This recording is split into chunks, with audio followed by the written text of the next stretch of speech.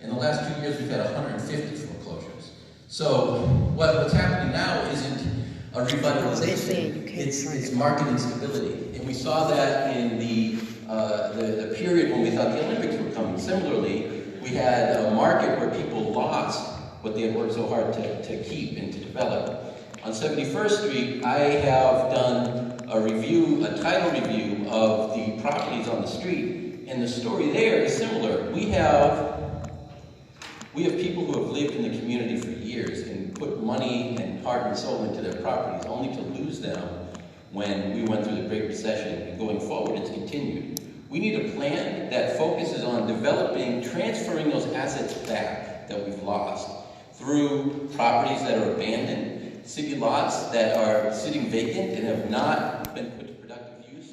We need to have a vision that involves, on the one hand, that, on the other hand, investing back in 71st Street in a couple of ways. One, we need to bring a local financial institution back to the street, because without that, there's no magnet to retain assets. And I have a specific idea of the institution I would bring. Secondly, we need a way to see entrepreneurial opportunity on the street and in the community and other places where there's commercial space available. Those are some of the basics, and I'm looking forward to a conversation this evening. Thank you very much.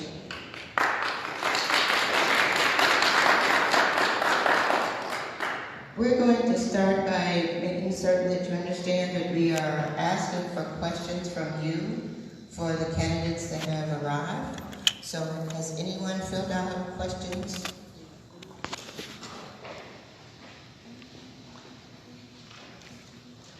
Meanwhile, while we're waiting for the questions to come to the podium, I would like to ask a question. On February the 1st, an editorial was published in the Sun-Times entitled "Billions of Dollars for the North Side." Nothing was mentioned in that article for the South Side, not even a grocery store. So my question this evening would be, how do you plan to equal the playing field, providing solutions and actions for us to have grocery stores in our communities?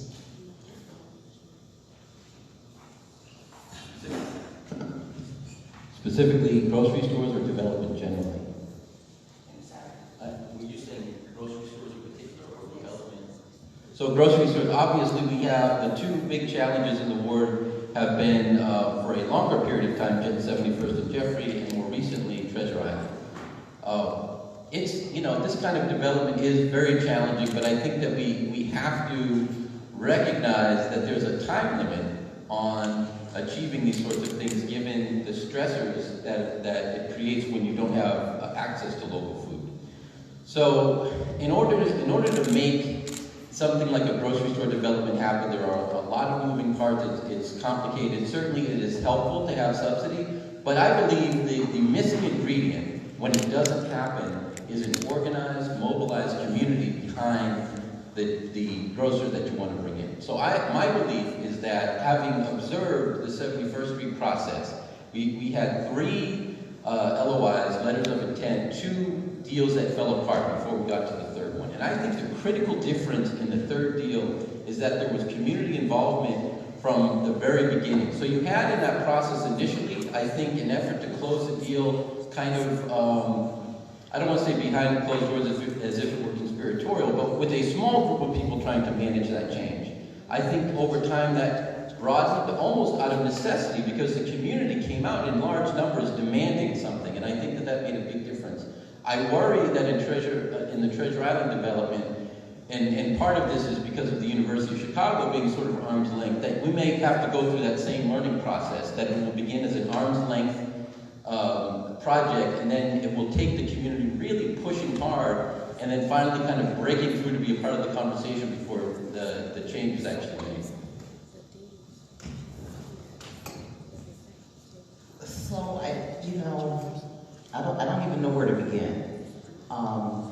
Nobody was impacted by Dominic's leaving more than me, and I lived 2 blocks from there. And especially in this day and age when you can buy groceries online and you can do it, there are not many people opening grocery stores. It is incredibly challenging And anybody that sits here and tells you that is not telling the truth, or they don't know what they're talking about. It takes a lot of persistence, perseverance, and especially when you're dealing with absentee landlords. You have to understand there are some things that are within your control, there are some things that are not within your control, and you have to work within those means, and you have to find creative ways. The way that I found the grocery store was through personal relationships that I have developed over the years, and it wasn't through your regular Marianos. And I talked with Bob Mariano, and I brought Bob Mariano on the site. We talked with Jules. So it is not just that simple. And you have to find a way to be creative to make these things work. There were numerous community meetings. That's how you know about them, because we told you about them. So don't say that the community was not a part of this process. And if you had come to any of the ward meetings during this time, you would have had an opportunity to meet them just as hundreds of other people did in the ward. Thank you. We have another question. Can we get a timeline for when the water department will do its work in the 75th and Crandon block so we can have our street repaved? That's the 7th. Let's move on. What are the plans to encourage local residents to shop locally? Is fostering business development in the community, or even see the connection? We have a lot of empty storefronts, and businesses have left 75th, 79th, 71st. They're all part of that depletion of business. How do you plan to address that? Well, so what we've been doing, you can't do it all by yourself because, again, you don't own the property. So you have to be able to invest in the community, find people in the community that want to do small businesses, and actually take them through the steps of putting together a business plan. And that's just what I've been doing. And working with the South Shore Chamber, you have to work with the other organizations. We were able to do Connect South Shore on 71st Street, where we actually took empty spaces and activated them and had actually a market around the holiday time so that people could come and do their shopping. There is a 71st Street Advisory Council that continues to work, and I know that the Chamber works very hard on continuing to do these things.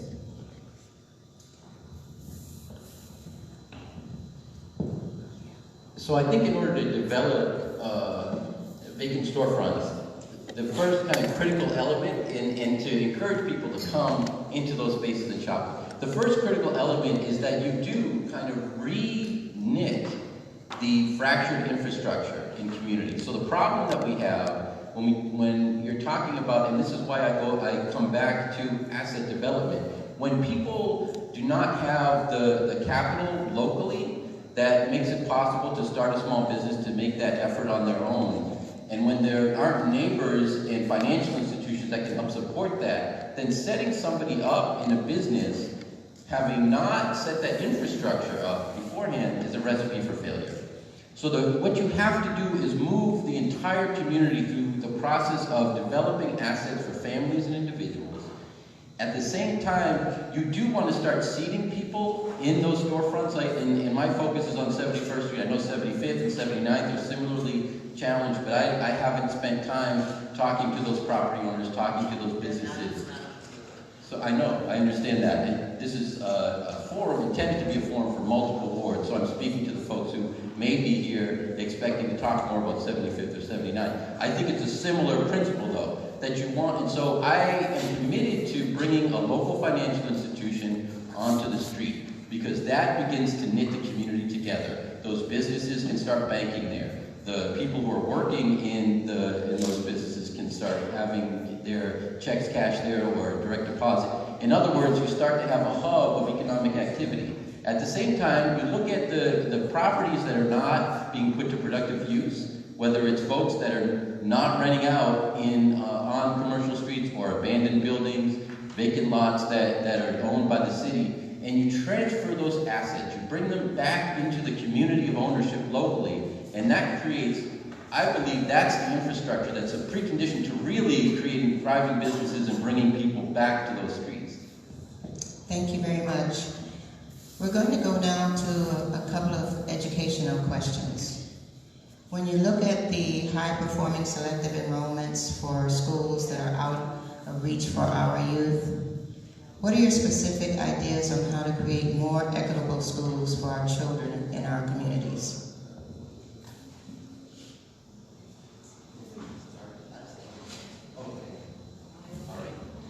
So there are a couple of kind of big picture things. First, we've got a problem on a structural level in that the mayor has control over how our schools are run. And so we need a different structure. We have a structure that's more grassroots. So I'm committed to an elected school board as a governing body. I think that can get you people from all over the city who are committed to the places they're from, and you can start to have a conversation about things like the per head funding structure. So we fund schools based on how many young people are in the schools. And you'll see when CPS wants to wind a school down, the first thing you'll start to see is that there are fewer and fewer young people, and that means there are fewer and fewer resources. So that's a piece of the puzzle is elements like that are sort of, bigger picture elements.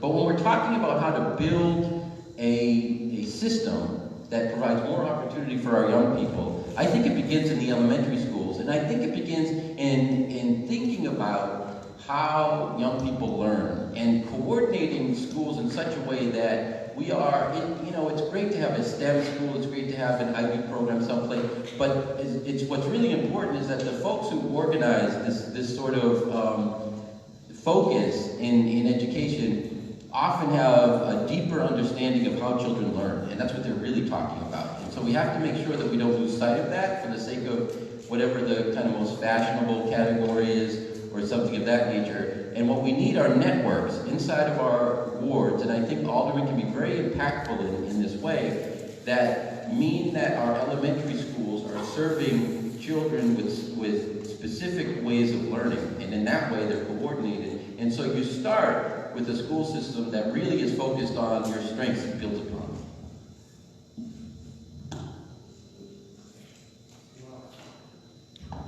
Until we get an elected school board, we still have our children that need to go to school every day, and we need to have them in performing schools.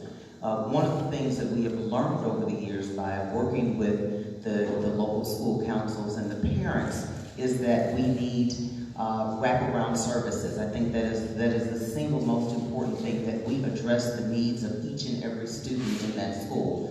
Those are the models that have been successful. Those are the models that have been successful here. We've got the Woodlawn School, we've got Wadsworth, we've got Gary Comer College Prep, we have the Gary Comer Middle School, and also Revere Elementary School, and then the one by my house, O'Keefe, as well as South Shore School of Fine Arts. So I think it has to do with investing in the schools, investing the resources for the schools, getting those resources. I work with the principals, I regularly meet with the principals. I actually have institutions like the University of Chicago come in and do a session with the teachers on grant writing, how to find things for the kids, for the program. So we've had the Jeffrey Ballet at the school, and they did an after-school program. We had the TriMaster Kids Triathlon program there so that kids with different strengths can find that which they need. At O'Keefe Elementary School, we finally got cheerleaders and a track team, things that kids had never been exposed to. So I think you have to bring in the resources for the teachers, for the schools, and just like we invested $40 million in Hyde Park High School, and Dr. Janice Jackson was there when we were doing the opening, and she's like, my goodness, this is the same science lab that I had when I was in high school. That should not happen. Thank you very much. Continuing with, speaking of education, one of the things that always comes up is vocational. It doesn't seem that we have vocational choices for those who may not want further education, go to college. What can we offer our students who want that training? Well, so one of the things that I've been working on, I've been pushing actually with the CPS, is to have them open up the old CDS High School, which was a trade school. and particularly in light of the Obama Center and training, that could be a full trade school on the South Side where the various disciplines can be learned. You can bring back the plumbing. I remember when they had the auto mechanics. We need that. We need that, but we've got to get the funding for that, and you need to have somebody like me advocating for that.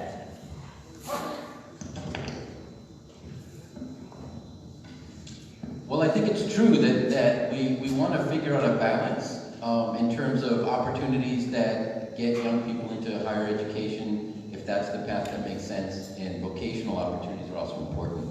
No one person is going to make that happen. We need coalitions in city council. We need coalitions outside of parents and other advocates who recognize the importance.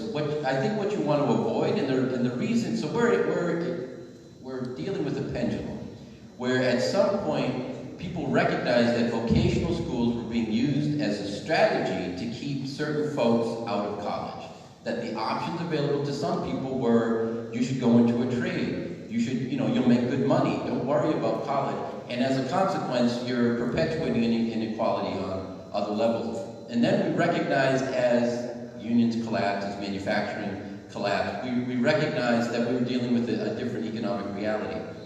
I think ideally, it's great to talk about vocational schools. I think that's a critical part of the conversation of vocation, right? But ideally, you want those choices in the same school. I think what you do not want to do, except in situations where, a family decides it just makes sense for them from the get-go, you do not want to make the career of a child based on what they're thinking and their families are thinking when they're in 8th grade.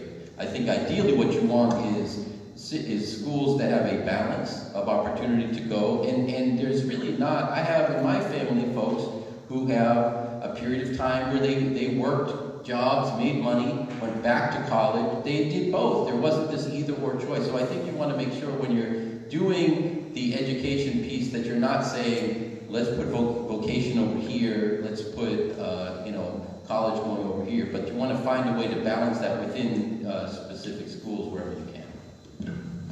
Thank you very much. If there are any more questions from the audience, did you write your question down? This is in response to what was just said about vocational. I worked at Central Vocational High School for a quarter of a century, and we had students who went into various vocations. We had children who went on to college, to major institutions. There's no reason why that cannot be done. Right. We do not have to have a separate facility for trades and one for higher education. You wanted to make your statement then? Is that a question? No, it was a question. Statement. There's no reason why there has to be a specific designation for one or the other school. And Hyde Park High School is a good example of that. Hyde Park High had a great vocational system that was dismantled. It also was putting lots of folks in college. Question from the group? Yes. If you would, please, if anyone has a question, we would prefer that you write your question down, and then I would ask the questions of the candidates. There's a question here that says, as alderman, can you say you have been totally transparent during your term in office? Absolutely, absolutely. Not only transparent, but I communicate with my constituents. I host monthly board meetings where I give a report what I do at City Hall, what meetings I have, what developers we have, and I also bring any developers before the community to answer any questions that they might have. And some of them get a pass the first time, some of them don't. They may have to come back 2 or 3 times. I send out weekly email notices. I do everything that I can to make myself accountable to the community on a regular basis, and it has worked exceptionally well. And so I am proud of that. There is no reason for me not to be transparent. I am accountable to you, and so I will continue to be accountable. There's a lot about transparency, and you know, fortunately, we have an alderman that has been transparent her whole career, not one that doesn't report to the public, that does not respond to the public. A lot of boards don't even have board meetings. A lot of boards don't have board nights. They don't have opportunities, or my portable alderman, where we go to different sites during the summer and set up an office, the pop-up alderman's office, to do that, to try to be out there, to engage at least, or try to engage all 55,000 people that I represent. Thank you very much. Yes. I understand that one of the other candidates is on his way. So meanwhile, we're going to move to safety. When we think in terms of our communities, the safety of our communities, the lighting of our communities, the clean streets of our communities, policing our communities, we would like to hear from each of you, your comments, your agenda, your relationship with the Department of the Police, to see how we're moving for this type of safety.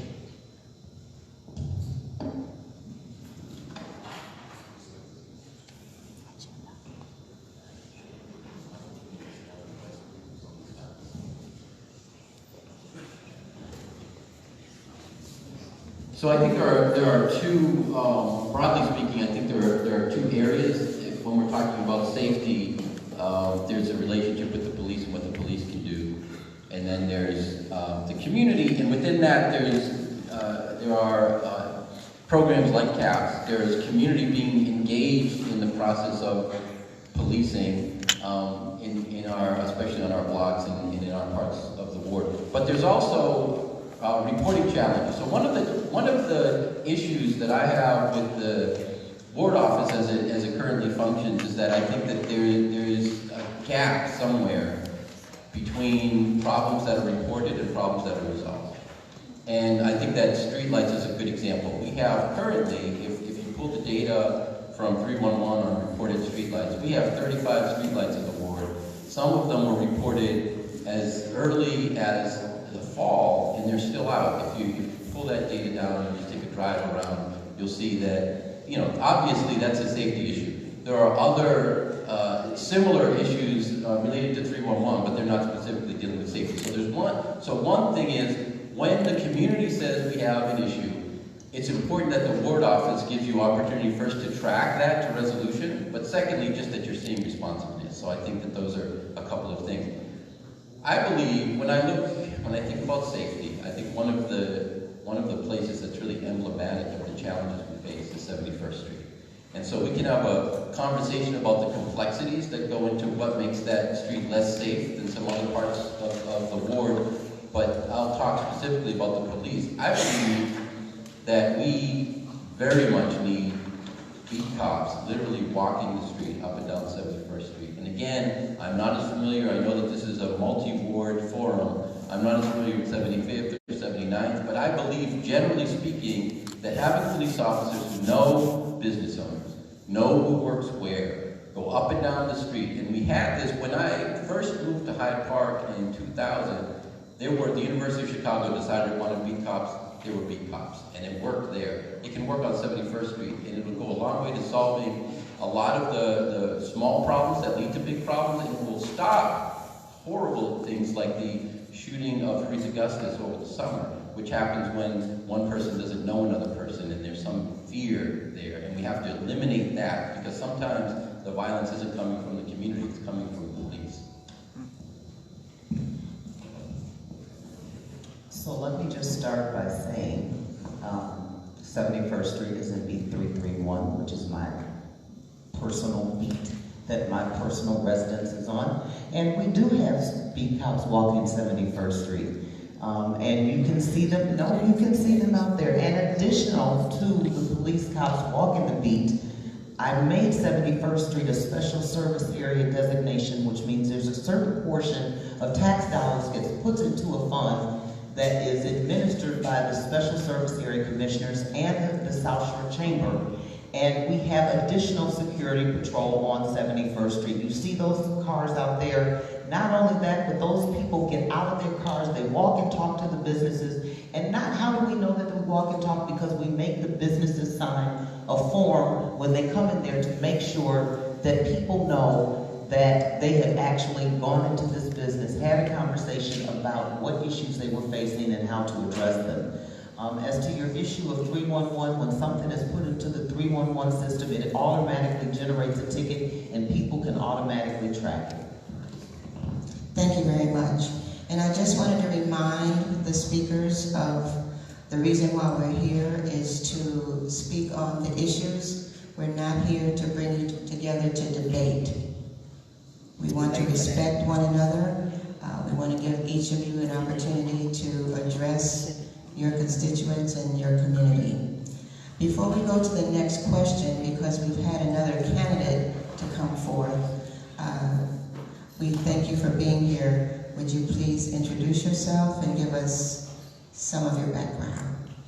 Absolutely. First off, I apologize. I do believe in being on time. It's election early voting, and I was wrapping up some things at the polls.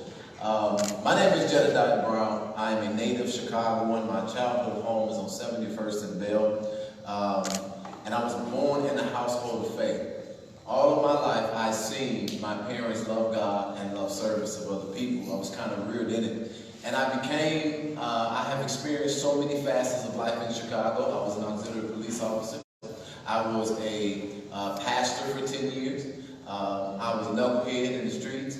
And I'm now a two-time candidate for alderman.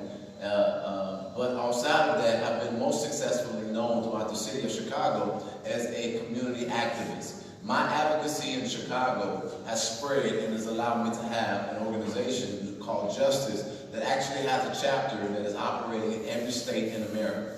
And so now,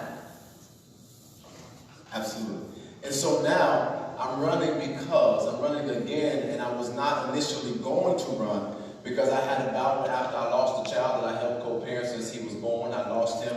It put me in a space where I lost my faith. You all might have seen the day when I wanted to commit suicide, and I just began to act erratic and outside of who I normally have been over the last 10 years in the city of Chicago. And I left to get my healing, and then I was going to stay gone. But there is no place like Chicago. But what I realized in this time of me leaving is that there were so many things that we have not had in our city. And there's so many displeasures that come out of our community that there is no way that we can now allow another election cycle to go forward. And we that have experienced the pain and the displeasures and the disappointments not be at the table having the conversations. And I'm running for alderman because 200,000 African Americans have left the city. And there are more people every time I go out that want to leave the city of Chicago. That does not have to be the narrative. Now Rahm Emanuel is not running for re-election. It is the South and the West Side's turn to be counted in, and I'm running to be an alderman to make sure they do just that. God bless you.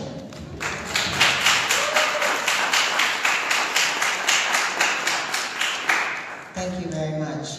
There was a question earlier that would apply directly to you, Mr. Brown, and I want to ask you this question.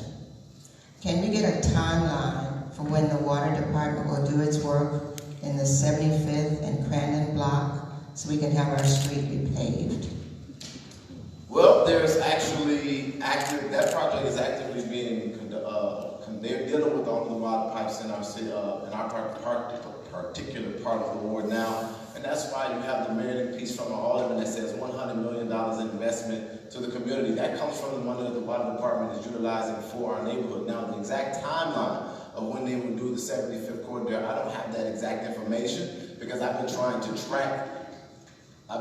track bringing economic development into our community. But the mayor is actively moving to change the water systems in our city. There's a lead problem in our water piping system, and I'm committed to pushing it to making sure that it is escalated and that we are going to get that taken care of right away. But the exact time frame, I actually don't have that information. They got to see my Fifth Ward colleagues. Thank you very much. All right, now back to general questions for the panel. we'll start with Alderman Hairston to answer this question. What are you going to do to address the violence in the community? Well, I think one of the things that we have been doing is we've been working, obviously, you've got to work on relationships. You have to work on relationships between people and as well as the police. Chicago has a very bad racial problem that we have had. It did not just start with Laquan McDonald. It started with John Burgin before.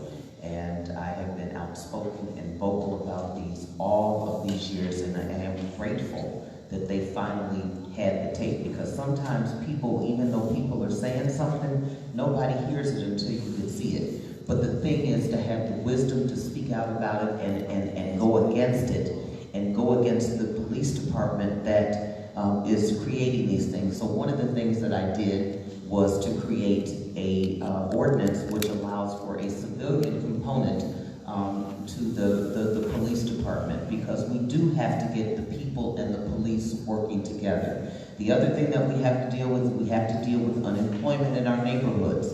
That is a key thing.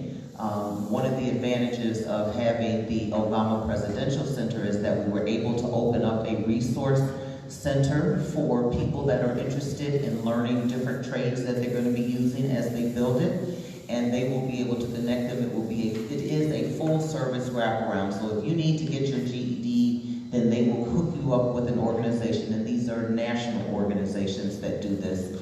And if you are a flagger and you want to get another certification, you can do that too. Or if you have nothing, you can come in. We will meet you or Lakeside Development will meet you where you are and try to help you to get where it is that you want to go. And that's the way we deal with that, by having healthy communities.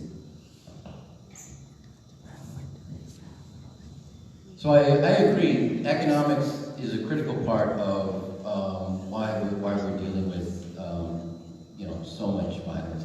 I think there's an economic story in many cases, but not in every case. And that's not the only part of the story in a lot of cases. I'm the president of the board of a recovery center that operates out of Woodlawn.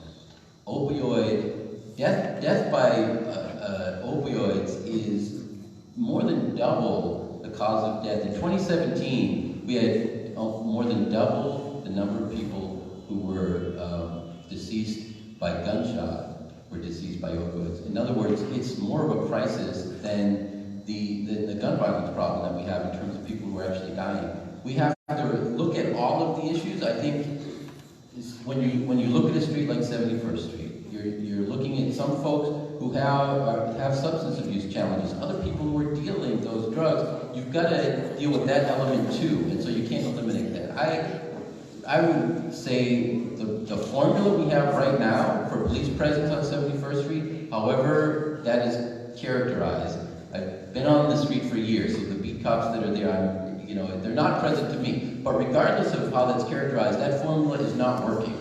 So we have to try a different approach with more engagement. We have to have more of the presence of people who are there regularly. That's going to be a critical element to making this whole situation improve. And the other piece, the economic piece, I do not believe that when you bring development in from the outside and you do not build to begin with folks in their own places, and it's where they live, that you get the kind of lasting foundation you need. You have to start with developing assets in individual families and in individuals. You have to give people opportunities to use what they have, resources that they have access to grow.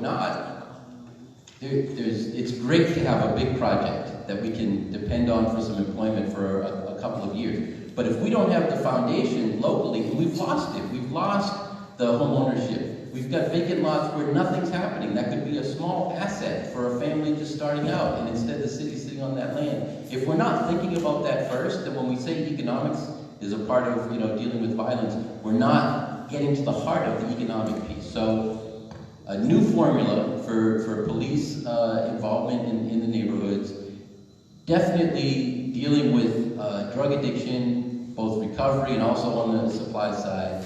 And we need to really develop assets.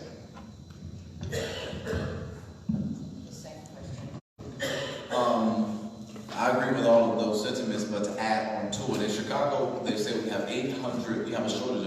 800 or 900 police officers and 300 detectives.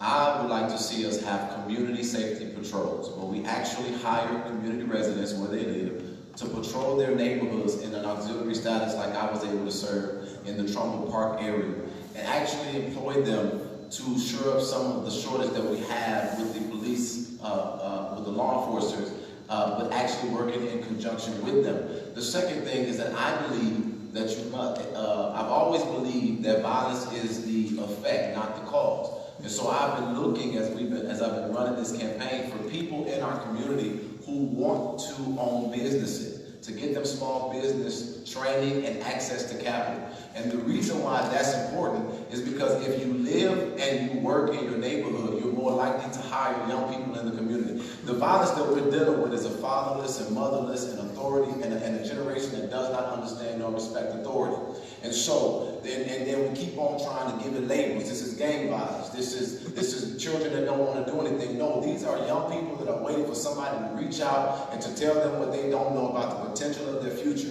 So we want to repurpose these abandoned school structures that we're paying tax utility bills on, and we want to create community centers where you can have places where seniors and young people can get in the same place and build a sense of community. But then also, we want to have the most skilled workforce in the city of Chicago. I'm proposing that we create a year-round tent facility where we can teach our children the trades. We also need to get into our schools so that they can start teaching our children how to survive in the community. You need to learn how to balance a checkbook. You got to know your true history and identity. And so we want to do a really rigorous course of getting our young people the skills and the trades that they need so that they're not idle outside in our business corridors begging for change all day or looking for trouble to get into. And making sure that we're fostering an environment of peace, because a lot of the times these young people cannot cross into other streets to go to a community center for fear of gang violence, that's so forth and so on. I see my time is up, but I would like to take a hands-on approach to getting to the heartbeat of our young people so that they can begin to change their mindset about their quality of life. Thank you very much. I noticed that some additional people have come into the room. If you have questions, please write them on the cards, and one of the EOG team members will bring me the questions. Meanwhile, I want to continue to remind the panel that we want to hear your agenda, not speak against someone else's agenda. The next question that I have, what program, yes? You're going to have it right now. Thank you. Our next question, what programs can we develop to get the kids off the streets? We heard some of that from the candidate Brown, but let's hear even more from the panel. What programs can we develop to get the kids off the streets? You want to start, Mr. Brown? Yeah, just to move it further, this is what I want to say to the crowd about public officials. There are so many organizations in our city that want to do great work on the front lines, but they often don't get the resources if they're not the favorites of the seated elected official. And so my commitment as a representative is to look for organizations like Notarized in my community, and look for people that do things that are creative, like Julia Hill, who's always traveling the neighborhood capturing the stories of our community, and parallel them with young people who need greater opportunity, and they may have those same passions. But our main job is to go and find the resources to make sure that they're not fighting over minuscule grants and that causes us to be divisive in our neighborhood. And so we have a ton of amazing organizations and 501c3s, and I don't know why I don't think we need to keep creating them. We need to start looking for funding, get them to collaborate and to unify, and then make sure that they have adequate funding to effectively deliver the programs that they have rolled out. And that's going to be my main focus, is making sure the people who've been in the trenches finally get some resources to do the job. Thank you very much, Mr. Piemonte. So 5 years ago, I designed a program called Woodlawn Voices and Visions, and it operated for 4 years. It's on involved in this. It's an after-school program and summer program for high school students, CPS high school students. And in the basic idea behind it, I developed it with a woman with a PhD in education research. And the basic idea behind it is to have a set of skills. In our case, we're using technology, videography, that young people are interested in, and to nest critical thinking development in that. So they come to use the stuff, to use the editing, the computers for editing, to use the cameras. In the process, they're learning about, in our case, college-level material that they were reading and wrestling with in a lot of cases because they had challenges based on the educational resources they had, but that they got through and understood. Really talented young people across the South Side who aren't getting the resources they need. I would replicate that basic model because I've seen it work. We work with about 85 young people. We served about 120 seats, but many of them would come back the second or third year. Make sure they're getting paid for the work because a lot of these young people are in families that need some support. Make sure there are transportation stipends for them because, you know, a program like After School Matters is a fine idea, but you literally spend half of the stipend for a summer After School Matters program getting back and forth from After School Matters. So you end up with a couple $100 as a young person. That's not necessarily going to be the incentive that we're looking for. I'm getting very specific because I've thought about this a lot. That's the program that I would use as the model. It doesn't have to be videography. It can be dance. It can be, there are lots of different possibilities. And you find the funding opportunity there because you have the curriculum. You can say, we're doing this, we need money to do this, and you're able to go out and shop, not the abstract idea of after school and summer programs, but a concrete one with a fully developed curriculum. I have always been an advocate for activities for youth and having things to do. I think that it gives you an opportunity not only to keep your mind from being idle, but it gives you an opportunity to find out things that you like and things that you don't like. I think it's also important that you continue to mentor young kids and have young kids around you to see what you are so that they are exposed to what the process is, that they know who the alderman is. You know, I am my brother's keeper. I work with Victoria Brady at ABJ Community Center, everywhere from doing plays to doing videos. I know last year we did a video on violence where the kids actually went through the neighborhood and talked to other kids and they were reporters. We have the kids from the Comer Center that are the paparazzi and they're learning how to sew and they're learning how to do drama. I work with Black United Fund of Illinois, and then one of my girls' mentoring program, Polished Pebbles, with Kelly Fair, where we actually not only mentor the girls, but we actually partner them with a corporation or a business in the neighborhood or downtown, and they get to do that for the summer, and it is a paid position. One of my young ones now is over True Star magazine. She started out doing youth rallies here in the ward, so I'm really happy to see her having grown. Again, I'm an advocate for Trimasters, the kids triathlon program that started out at Chicago State. I have now had it expanded throughout the city in probably 4 or 5 different park district facilities. I've worked with Joe Hammernick at Sunshine Ministries. I believe in junior lifeguards, Feather Fist. I think it's important that you have somebody that is an advocate for the kids that knows how to get the resources, not just the ones that the city has, but also how to get the grants and to work with the other not-for-profits to make sure that we are tapping into every resource to provide resources for our communities. Thank you very much. The question that we have here is saying some of the businesses in our community appear not to be invested in our community. Do you have a plan to change or reverse this?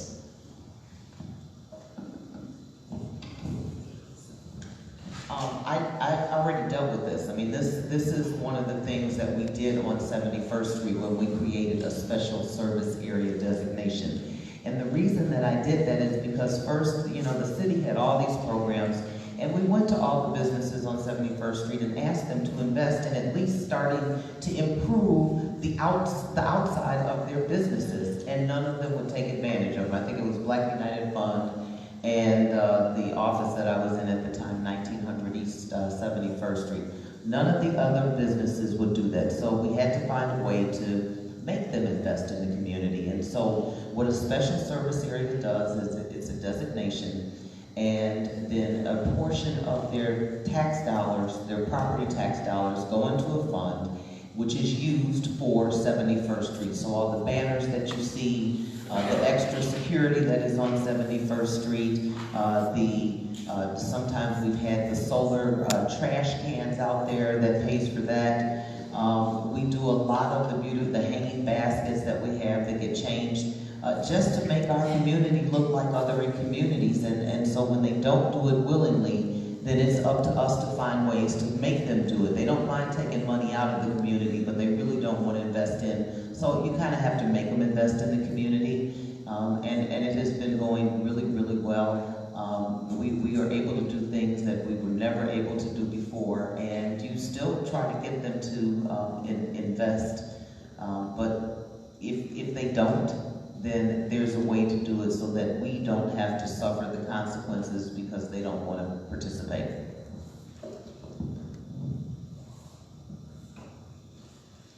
So, like a lot of people here probably, I grew up in a neighborhood where a lot of the people who owned businesses on the main street lived in the neighborhood. And I think that's just a critical element that's missing a lot of times in our communities. We experience it in Woodlawn, we experience it in Grand Crossing, we experience it in South Shore. I think the first thing, so the challenge we have is a bunch of vacant storefronts and then a bunch of stores owned by folks who don't live in the neighborhood. What do you do? How do you convince these people they should invest more? I believe that if you start growing local business on the street, you have a model that can serve as an example to the folks who aren't investing, but you also have competition, which means right now, I think as challenging as I find the food options on 71st Street, I think it would make a bad situation a lot worse if you started closing down these little convenience stores that are offering not very good quality stuff at a high price, but it's all that's available locally. But if you grow businesses that are locally owned, then you can be a lot harder on these other businesses that aren't doing what they need to do. So I think you do have the option, if you are seeding new businesses, to really look at businesses that aren't operating the way you want them to, and start bringing in those really critical inspectors, putting pressure on the landlords, doing the stuff that you can do, that you can bring to bear on a business as an alderman, but not doing it in a way that's going to not only put pressure on that business, but penalize the neighborhood, but bring up the community. And then when you have thriving local businesses, put additional pressure on those businesses that are now no longer essential. They're there in a way redundant and of lower quality, and now they have to either step up their game or move on. And so in my approach to this, it's all encompassing of businesses, churches, and developers who seek to function in our community and have opportunity.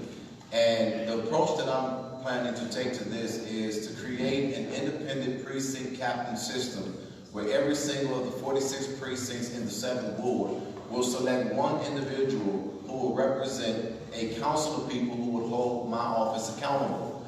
This 46 precinct captain system will also have the honor and the privilege of speaking to and meeting anybody who is functioning in economics or in development, residentially, and all else, even religious, in our community, and especially those who want to come into the neighborhood. And I've always said this: if downtown catches a cold, our community catches pneumonia. We have to own our economics if we're going to ever be really taken serious in the city of Chicago. And so the local business owner approach is dear to my heart, making sure that the people who live in the 7th Ward also own the business corridors. And anybody who wants to come in and invest or develop, they must negotiate with the people who have made this place their home for generations. And so in that system, of making sure that they're coming before these precinct captain systems. We'll also have participatory budgeting where they would dictate to what projects are funded and are done in the community. And then we'll work with working groups to create informative report cards of how people who should be good neighbors and partners are effectively driving it out, so that people are aware of who is and who isn't investing into the larger scheme of the community, from the churches, from the businesses, to the developers. Anybody that's going to operate in the 7th Ward is going to have to come before the residents. And I'll make sure that that happens as an offer. Thank you very much. Did you have a question? Can I make a statement or no? Can I make a statement or no? It would be unusual, but I know that you're with Alderman Hairston.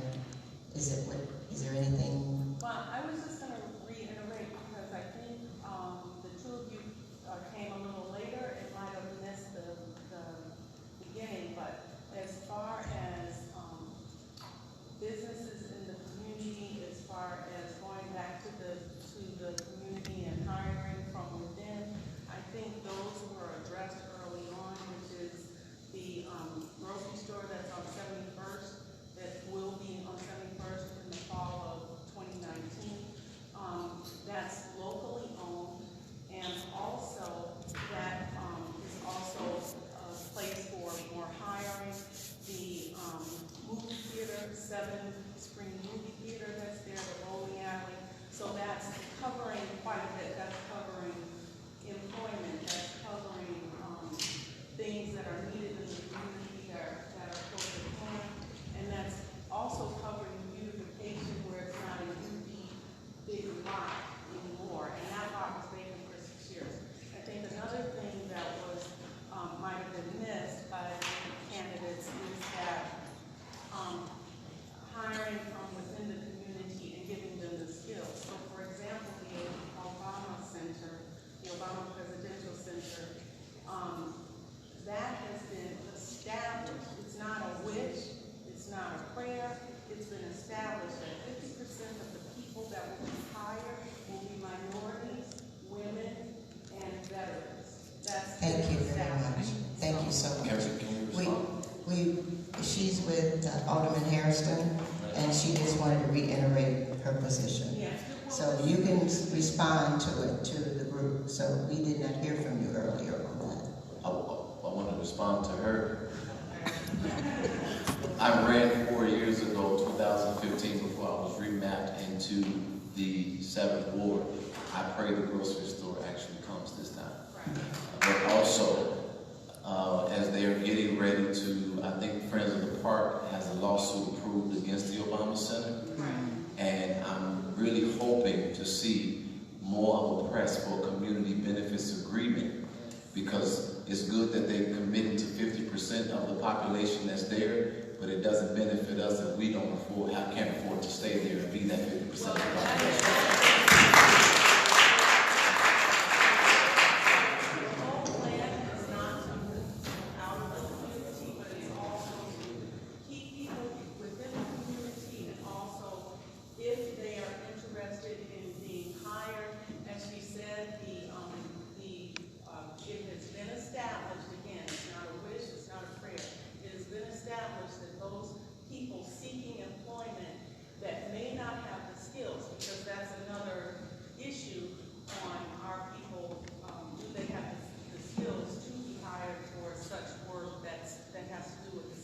Thank you. So that's been established that they will be hired, they will be skilled and trained so that they can even take that to other positions. So it's not like they have to stay there for the rest of their lives.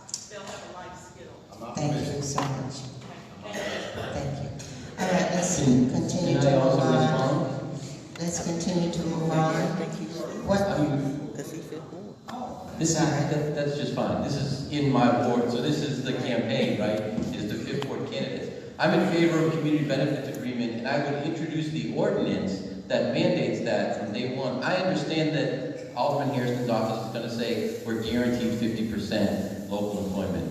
Let me tell you a very short story. The University of Chicago, which is one of the key drivers of the Obama Center, when they built the U of C Woodlawn Charter School, we went to them and said, we're going to make sure that you keep to your promise of more than 25% local hire. The end of the story is they were under 8%. We met with them on a regular basis checking their data. Promises are not a contract. Lawyers will tell you, you've got to have it in writing, except the lawyers in this case are saying, trust us. I think we need the employment that we need to prevent the displacement has to be something that we can really believe in, not just that I promise you, but I can see the contract and the consequences. And so I think that's a critical difference actually between the two. Thank you. Here's a question specifically for Jedediah Brown. How can you ensure that forming citizen groups to go into the streets protecting citizens does not turn into vigilantism? And that is the same way you ensure that a police officer knows how to do their job. You make sure that you train properly and that there is an understanding of the laws, the do's and the don'ts. I believe that, we have criminalized our ability to protect our home front. In other communities, they have the understanding that in order to really, truly achieve public safety, the residents who live in the neighborhood have to be the front lines of that. We've gotten away from the nosy neighbor model, the community watch program model. Everybody's children was everybody's responsibility model. And so if you train individuals and you give them certifications, as I was when I did it, in 7th Ward, in Trumbull, and along the special service areas, then it created an ability where I got closer to where I live, and I was very much more careful with how we addressed and dealt with crimes because I also lived in the neighborhood. And so I believe that just like in any other job or any other system, you create the policies and you find those that are competent and that are of the mental and the capacity to do it. You train them, you give them the resource, and I guarantee you these men and women in the 7th Ward, they're ready to address public safety. They've just never been given the opportunity. And the way that I know that is because I've responded to countless shootings in our community, and I've always seen people there, but they've been disarmed as it relates to what they can do. And I believe that we need to change that trend. Thank you very much. Moving on to a question for both of you. What professional experience do you have that translates into being a good and effective member of City Council? I'm grateful for this because I didn't really kind of run down my background earlier. So I've spent most of the last 18 years in community journalism.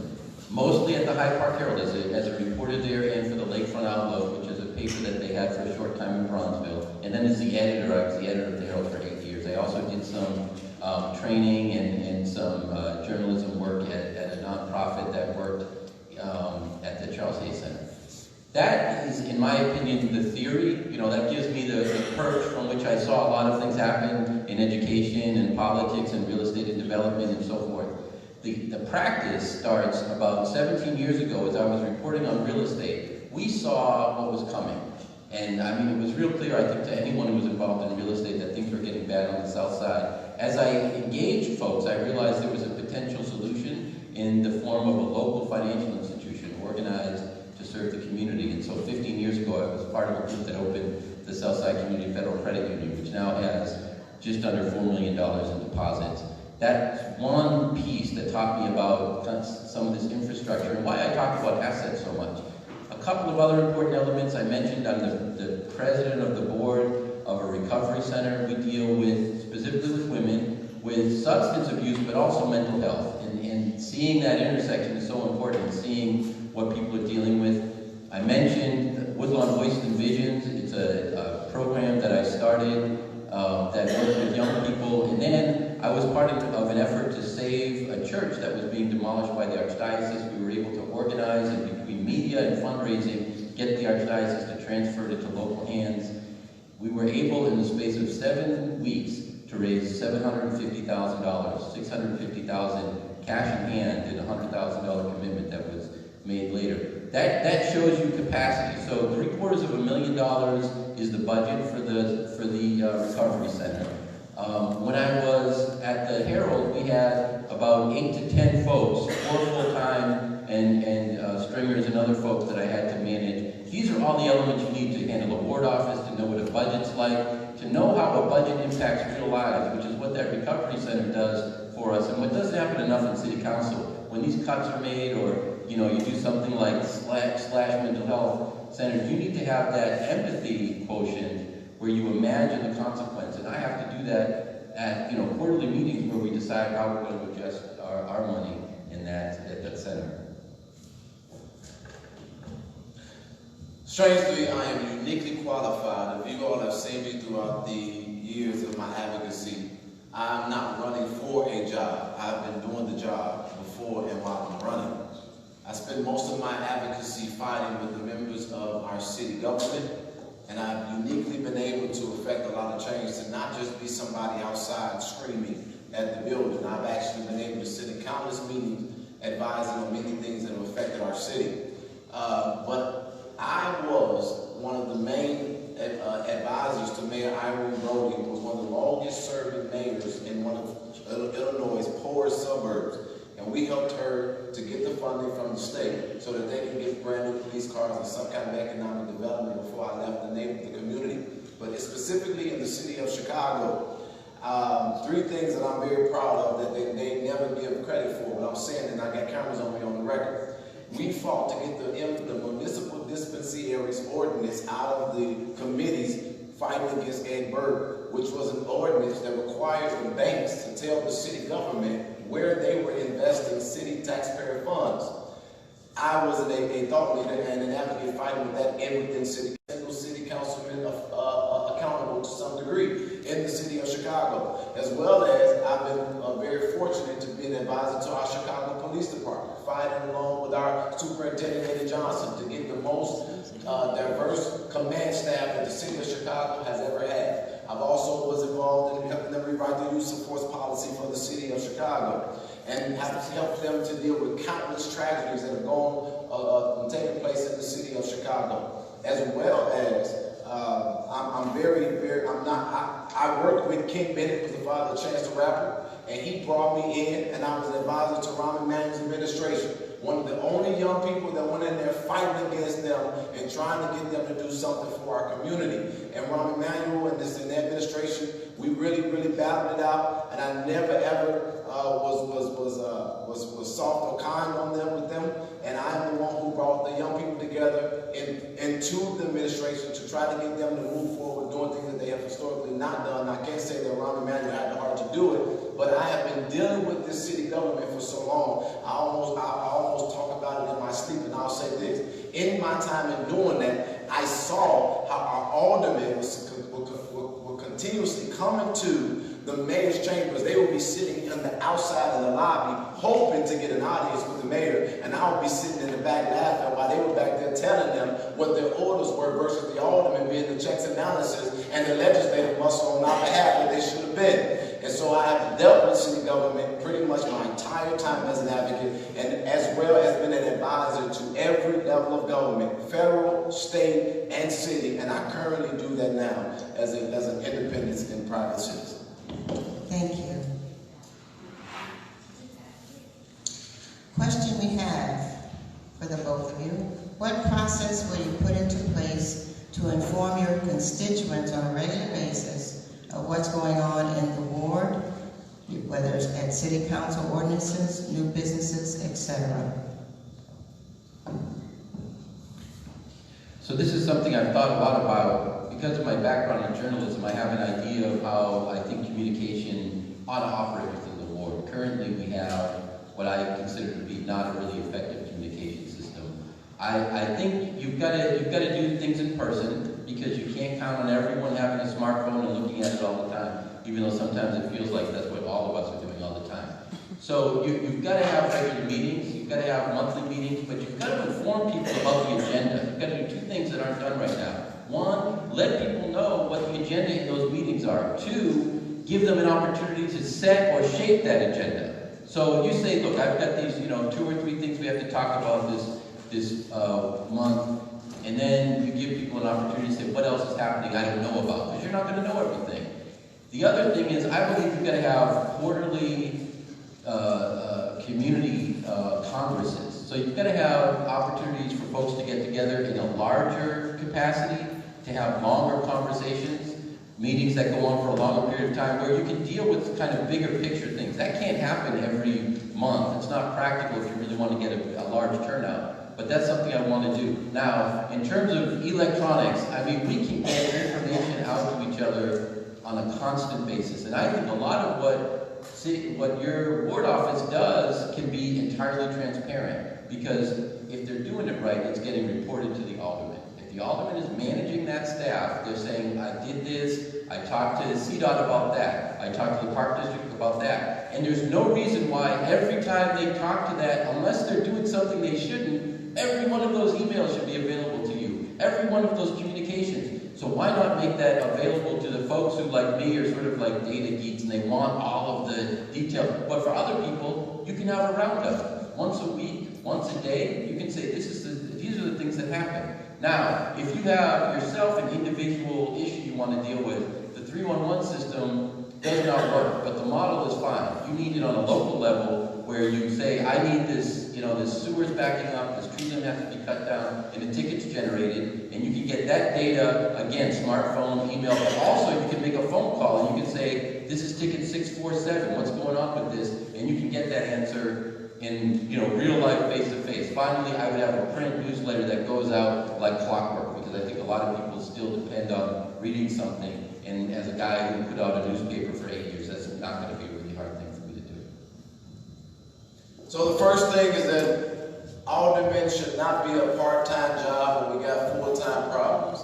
Politics is boring. There's a study that said 80% of citizens do not want to be involved with politics. That's why they elect the elected official and they expect them to do the job. But we all know that in true form, there is no way for an elected official to do anything on their own. The biggest and the greatest power of government is the power of the people. And so for me, what I plan on doing to get that information disseminated is to make sure that those 46 precinct captains are empowered and that they are able to maneuver the weight and the authority of the office while I spend my time fighting to get greater resources for them to maneuver through the community. The second thing is that you must, and this is what I have had an issue with our elected officials. When we have these forums, we keep hearing about I'm doing this and me. I want to be an elected official that actually finds out who lives in the community. Since I've been canvassing the neighborhood, I found 15 celebrity families. I found about 62 lawyers. I found 74 people who want to own businesses. And the way that we're going to disseminate information is that you got to get those people excited about what's going on in their community. And what I will tell you is the greatest resource is word of mouth. We got to get the neighborhood talking about it moving again. Yeah, we're going to have a newsletter. Yes, we're going to have a functioning website. Yes, we're going to have consistent and continual town forums and even celebrations and things that celebrate milestones for the community. But the greatest way to get a community informed is to have the community interested in what's going on. It's time to find out what the people really want, to find the people who can really deliver it. As an alderman, get those resources to them and watch the world talk about how happy it is to be living in the community and city. Thank you very much.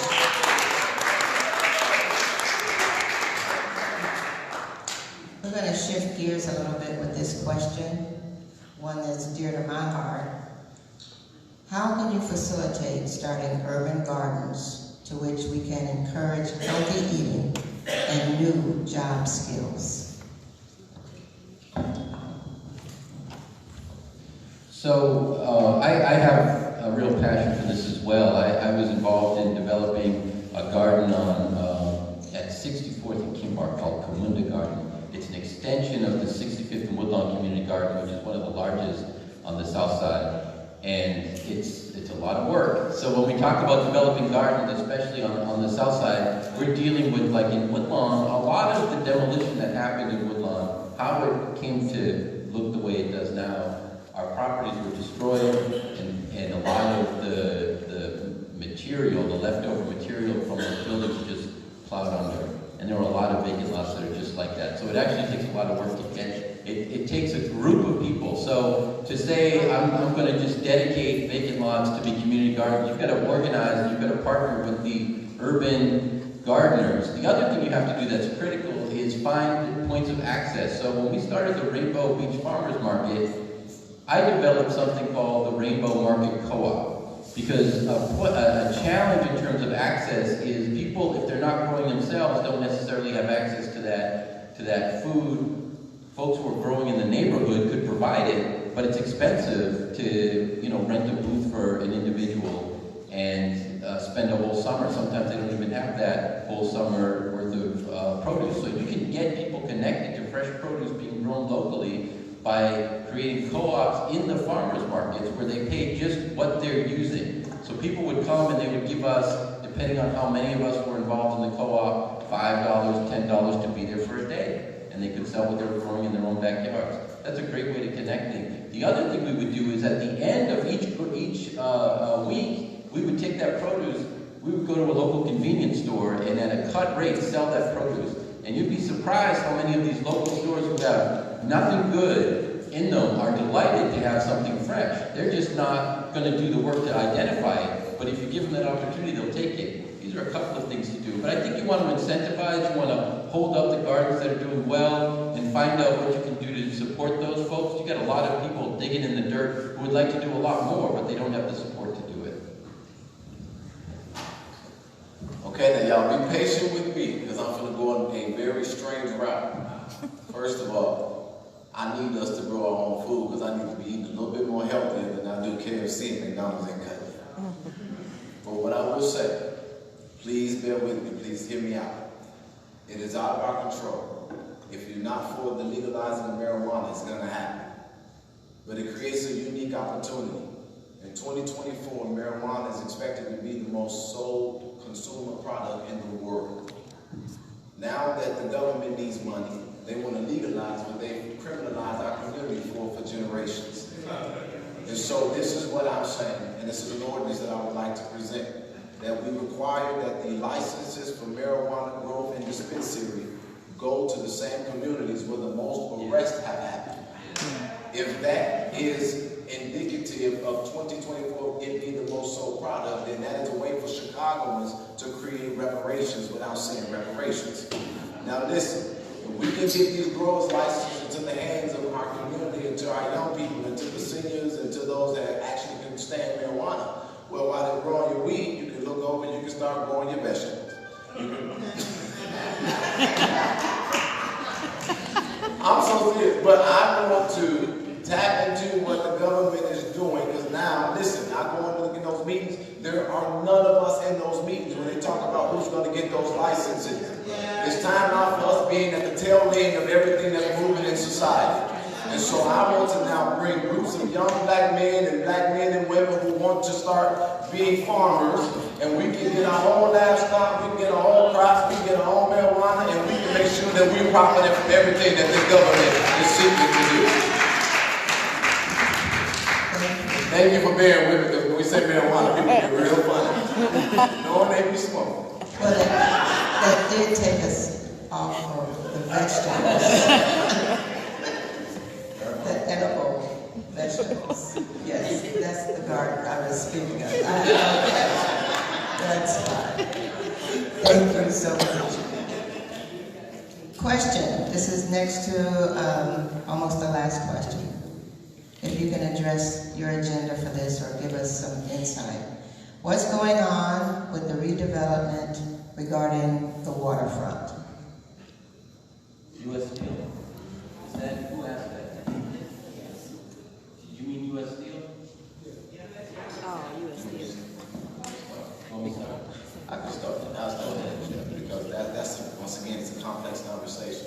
From downtown to the lakefront all the way to Indiana, every developer got their eyes set on this property right now. Yeah. And they're trying to take it. Gentrification is in full effect. The first thing that I want to do if I'm elected is I want to create a memorandum of understanding with the city of Chicago against gentrification and displacement policies. The next thing that I want to do, the reason why we are not at the table is because we don't own the stuff that they're trying to negotiate. We got to get access to capital. We got to get access to capital fast. It got to be private investments, because City Hall in 2024 is already designed to push the black man and the brown man out of Chicago. And so, what what I'm looking forward to do is to make sure that we can find as many individuals that we can help them get their credit fixed up, get them access to capital. We need to be buying up every single property in our land. If you own, in our neighborhood. If you own property, please don't sell it. I don't care what they're offering you right now. But what I want to do is create a program called Buy the Block and Build the Block Club. And in this project, I want people to understand the power of unity, the power of agreement and partnership, and start pooling resources so that we can actually start owning some of these lands. There are a lot of foreign owners of a lot of lakefront properties who are not taking care of their properties. And it's time for us to make sure, and that's why with those lawyers that I found, I've been finding lawyers and saying that if we become the alderman, I need you as a good neighbor to at least provide consultation or reduced costs to represent them so that we can actually start owning up these lakefront properties. This is what I'm going to say. Donald Trump trying to build a wall. I ain't really thinking about it with that. But if I become the alderman, I'm trying to tell every foreign interest, and no, it's the same people who robbed us from the housing market that's now trying to come back and rob us of the gentrification of the Obama Center. And it's time for somebody to be progressive enough to tell the 1%, no, not this time. This community belongs to the people who have been here, and we need to get us in the room real quick. It's time for us to stop being divisive and fight each other and stop being dogmatic against each other as a people. It's time for us to get together, get on the same page, and keep our community intact. I'm going to just leave it at that. Go ahead.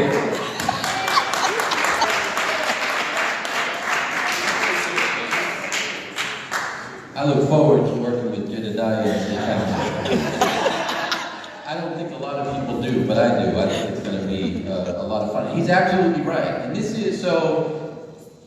is what when I'm talking about asset development, this is what I'm talking about. We have property city-owned, abandoned, owned by people who don't care about them. My principle is productive use. Our properties have to be put to productive use. And so people who let a house be turned into a crack house or just a slum rental property that they're just getting money from, they need to change how they're doing what they're doing, or that property needs to be acquired. And I believe it has to be transferred to local hands, people who will be responsible stewards.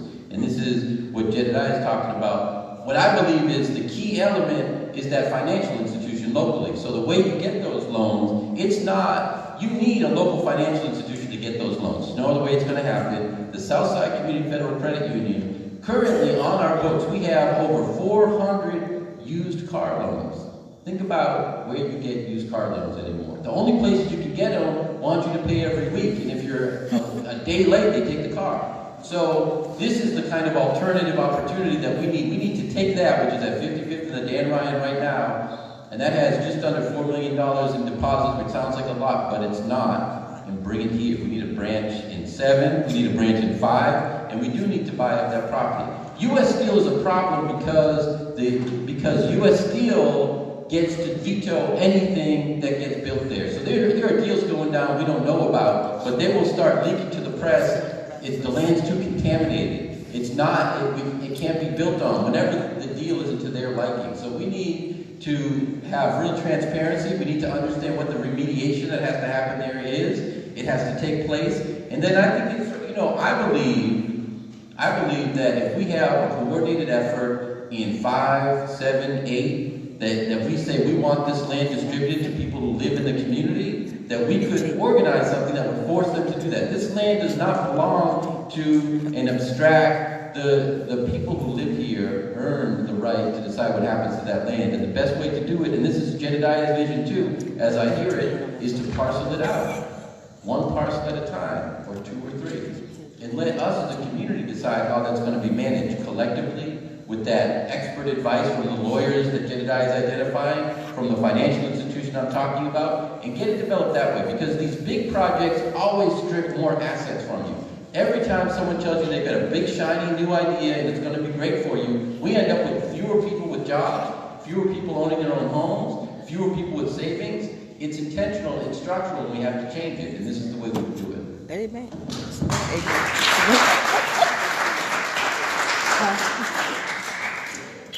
This is our last question for the evening.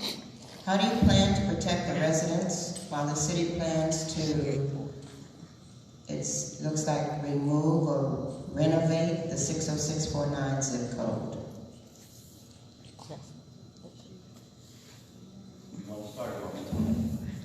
Again, that's been the story of my life. I've been a frontline advocate for 10 years, fighting against the oppressive system that we have lived under. And it's really, again, I'm just going to reiterate, the first thing I'm going to do is a moratorium of understanding, which basically the 7-1 tells the city of Chicago, you will not push us out of the community. Do we understand?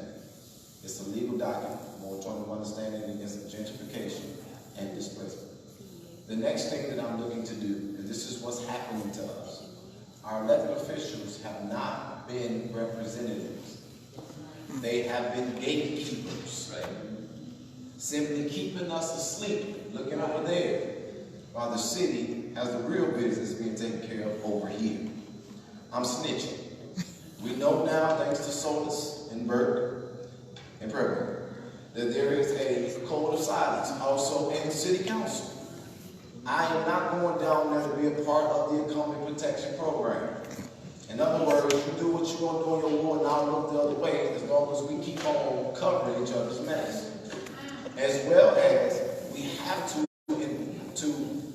expand the Inspector General's ability to investigate what's going on down in the City Council, and we got to make sure that they're fully funded. The biggest way that I plan on making sure that the 7th Ward is protected is by the 7th Ward residents having information and a voice in what they feel should be and should not be happening in our community.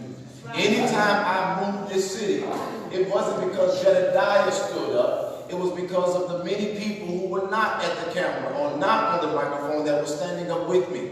So we're going to have 2 buses in this ward that if they want to close a school, if they don't want to open a grocery store, if they want to displace residents, if they don't want to give money to the park, no matter what's going on in the city council, out of 55,000 residents, we better be able to fill up 2 buses to go down to city council and say, you can do that anywhere else in Chicago, but not in the 7th Ward. That's how we're going to tell this story.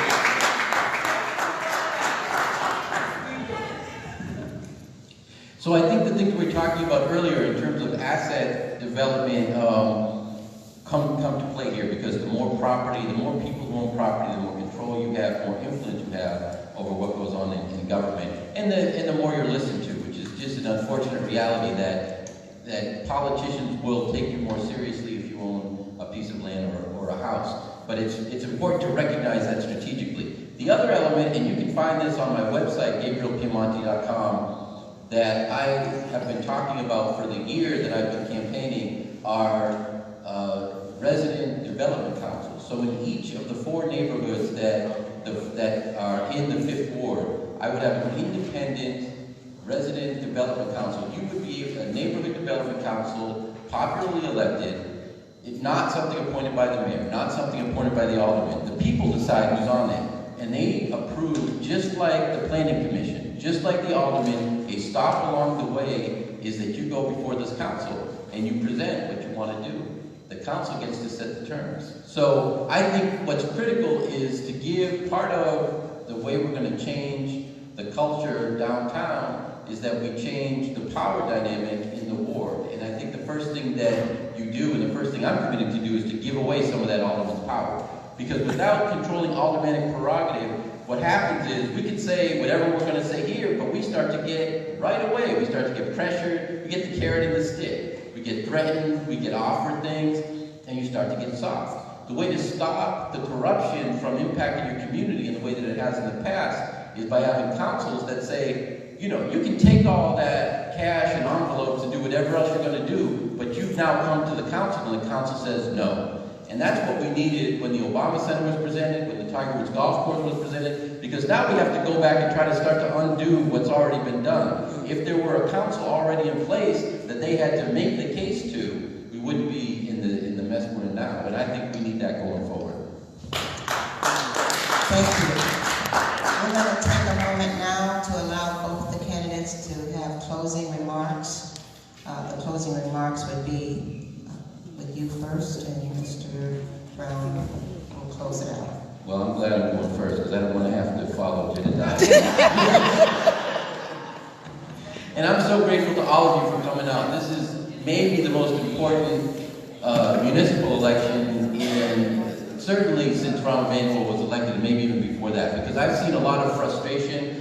I have gone out and collected signatures with people running in other wards. They've come out and they've helped me. There's a cohort of folks who are frustrated and doing something about it who are regular people. There's a nurse in the 3rd ward. There's a guy who's just been doing community work in the 15th ward. Regular people who are saying, this isn't the way it should be. We've got to do it differently. And I think we've got all sorts of good ideas. I'm really hopeful that a lot of us are going to be successful and get in, regardless of what you think of the incumbent in the 5th ward, the incumbent in the 7th, or wherever you're from. They're complicit in a system that's not working for us. So it's like a sports team, sometimes the coach just has to go for people to feel like, okay, maybe something new is going to happen, and there's excitement. When I talk to owners on 71st Street of the properties there, they just want to see someone new there because they want to try some new things. And I think that that's what we're really encountering here, is a kind of a season of opportunity and possibility. And what I'm hoping is that we will all be able to get together, make some change, and do things like develop those local assets I'm talking about. Give people opportunities to own something, which is what we had before. That economic infrastructure, which is the precondition to political power. And then combine that with local councils that give you control over who's getting to build something in your neighborhood. That kind of formula, and I think we all think about it differently, but we have similar ideas. That kind of formula is going to profoundly change how things are done, I believe, on the south side of Chicago. And thank you all for your time. Really appreciate it.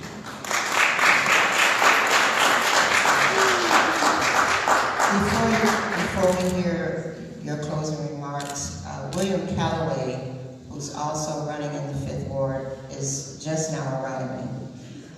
Out of respect for him coming, we should at least let him give his introduction, and so we can know who he is. So take your 2 minutes to introduce yourself, and we thank you for showing up. Thank you. Thank you. Good evening. Thank you. Apologize for my tardiness. I did have even before I knew about this forum, we just found out about this forum actually 3 days ago, but I already had a pre-existing engagement that I had to attend to for our campaign. My name is William Calloway. I'm a candidate for Alderman in the 5th Ward, and I want to represent the 5th Ward. I feel and do believe that the trajectory that our 5th Ward is on, along with our City Council, it disturbs me greatly much. As a constituent, one of the things that troubles me is the lack of public safety, a vision for public safety for the 71st Street corridor. Well, my office is at on 2030 East 71st Street. There has been 3 homicides and 10 shootings, and intercommunal shootings in the past 2 to 3 years. Also, an officer involved shooting of Harith Snoop Augustus. So all of these things trouble me when it comes to public safety. One of the second things that troubles me is we are entering our 6th consecutive year into a food desert. 6 years we have not, our seniors, our neighbors, our single mothers have not had access to any fresh fruits or produce in our community. And another thing is, the third thing is the lack of economic and community development in our neighborhood. One of the main things that trouble us the most, and especially in the South Shore part of the ward, and we believe that the constituency services are being focused and allocated towards Hyde Park, leaving our neighborhood neglected. We're literally starving. We're starving and dying in the 5th Ward on the southern end. Now, I'm not saying that Hyde Park do not have their issues and don't deserve their constituency services. But what's happening is that there's no equality, there's no equity. And when you elect me as alderman, I guarantee you that all of that will change. I want to be a voice for our people. I want to bring that same vigorous energy that I've shown and displayed year after year, fighting against public corruption, fighting against police corruption. I want to be a voice on the city council floor to hold my colleagues accountable and be a voice for the 5th Ward. And with their vote, I hope to do that. I'm William Calloway, and I hope to have your vote. And again, I apologize for being late. Thank you.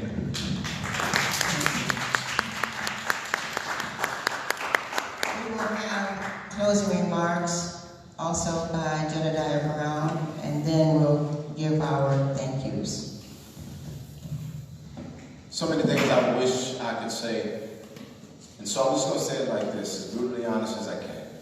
There was a candidate who ran for president, and this is not a shot, this is just fact. He said, yes, we can. I said this before, but we didn't. Now we better. And the reason why I say that is because when I started this race, I was looking at it as another chance to possibly change the guard. But since I've been running this race, I realized that this is much more than that. This is literally a war for the future of our community and our people. We have been so dissatisfied. We've been so unhappy. We've been over-ticketed. We've been over-taxed. We have not been the architects of our own success. Anytime I sit at a table of power in this city, the black people in the room are the ones hoping that some of the trinkets fall in their lap. And if they do give us something, they give us not even 1% of what everybody else is getting. We as a community, we as a city, now have a real opportunity to determine what power looks like in this city over the next 4 years. And I'm running because I have been fed up with this city government for pretty much my entire life, as long as I understood how it functions. And they pulled the wool over our eyes. And I would say this, you don't go into city council hoping to become independent, you be independent before you get in city council. And if anybody that had any problem with me or the way I've been an advocate, I understand that. But you know what I noticed nobody ever says? They say, what is the intention? What did he get? What is his motive? You know what they never question? If I'll show up. Right. And over the last 4 years, in showing up in countless murders, countless tragedies, countless people that are homeless, using our own resources and being called every name in the book, you know who I've never seen is any one of our elected officials show up, especially if there was no camera involved. And this has got to be the year when we stop looking for the mayor that's going to save us and stop looking for the alderman that's going to save us. It's time for looking for representatives that want to represent us so that we can be the savior of our own reality and create and run our own narrative in our own community. And so I'm running for alderman, not because I'm perfect, not because I know it all, not because I'm completely able, but because I've never given up on the city of Chicago. And if there ever was a time for the people of this city to really have representatives that's really serious about the heartbeat of this community, then there's no question about it that in the 7th Ward they're going to punch 63. Because I've been in so many forums, I have yet to see my incumbent, just like I've not seen him in the last 4 years in any part of the neighborhood that I've been living on. I thank you all for listening to me. I'm here to give us a reason to stay, but more importantly, the ones who left, I'm giving them a reason to come back home.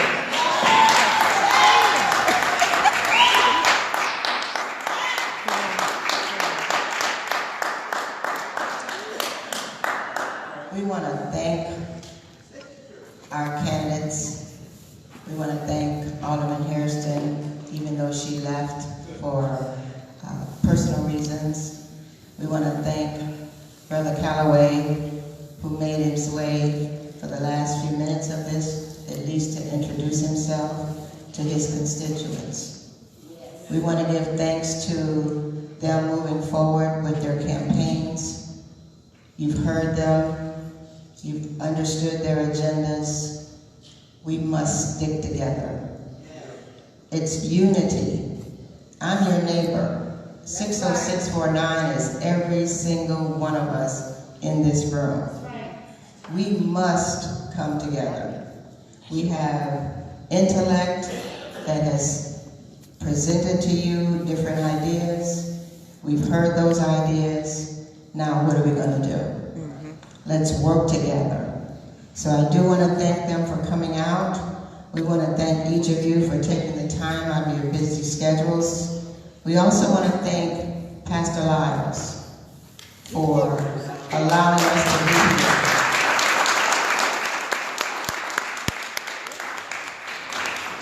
From the moment I started contacting and talking with him, he was open to our Evangelism of Grace 60649. He's also open to our follow-up meeting. I want each and every one of you that are sitting here now and those who have left to come back March the 19th so we can continue our discussions. Of course, by that time, we will know who our alderman will be. But the next meeting will be to follow up on the plans that we will be proposing for next steps. It's very important that we don't stop here. As it was just mentioned, this is our time to take back many of the things that have been taken from us. And we're not going to stand for it anymore. Yes. Amen? Amen. All right. We also want to thank the team. Our Evangelism of Grace 60649 team, we work very well together. It's really, as I told you on our last conference call, I'm so proud to work with each and every one of you. I would like for 60649 either to stand up, raise your hands where you are, so the others can recognize who we are.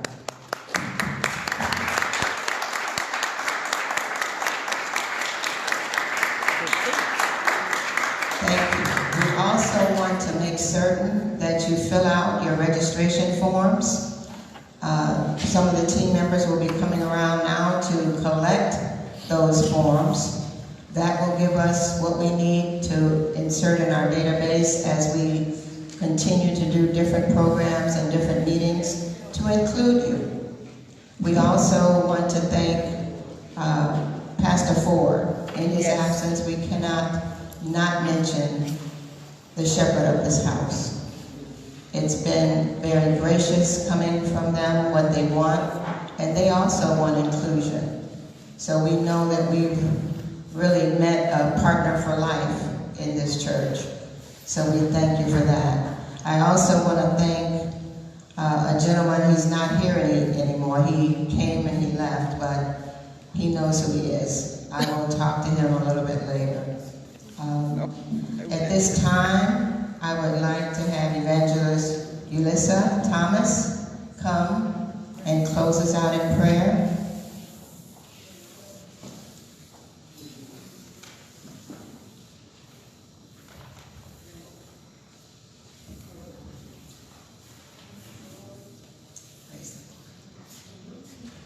Praise the Lord, everyone. Praise the Lord. Sister, love you. God bless you. God bless you. God bless everyone that's here that was able to make it tonight. All the candidates that are here. Everyone that has passion for this ward, for the city of Chicago. Passion produces purpose. Yes. It ignites something in your heart. You can't rest at night. That means purpose produces plans for change. And so I just thank God for this kindred forum. And so let us pray our way out. For I know that change is coming. If everyone could bow their heads. Oh, gracious Father, we thank you on this evening. We thank you for the meeting of the minds in this candidate forum. We thank you for every candidate. We thank you for the Evangelism of Grace team and 60409 for blessing every one of us to be one-minded and unified. We thank you for the Evangelism of Grace leadership team and everyone working together in one accord to bring this thing into full manifestation, oh God. We thank you for everyone who has attended, who has pressed their way out after work, after long days of whatever their day has been, oh God. We thank you for your traveling mercies to this place, oh God. We thank you for covering their families. We thank you for covering them. We thank you, oh God, for seeing them through to this space and time to hear the concerns of their community and to hear their plight, oh God, and to get their answers. You said, ask, and it shall be given. Knock, and ye shall receive. God, I ask that you touch the hearts of everyone as they leave today, to not drop the ball, but to yet run with it. Touch their hearts to be ignited and to seek diligently the ones they want to represent their wards on today, oh God.